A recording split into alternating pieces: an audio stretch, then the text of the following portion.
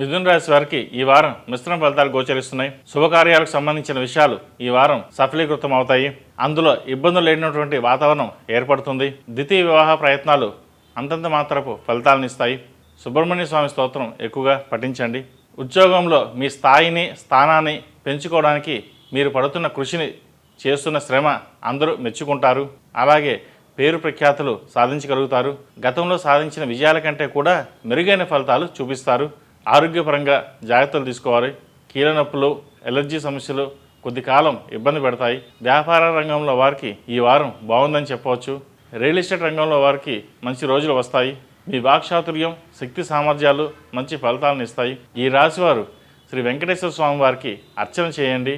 అలాగే సౌర కంకణం ధరించండి. మంచి ఫలితాలు సంప్రాప్తిస్తాయి. ఈ రాశిలో జన్మించిన వారికి కలిసి వచ్చే సంఖ్య నంబర్ 9, కలిసి వచ్చే దిక్కు తూర్పు, కలిసి వచ్చే రంగు మెరూన్.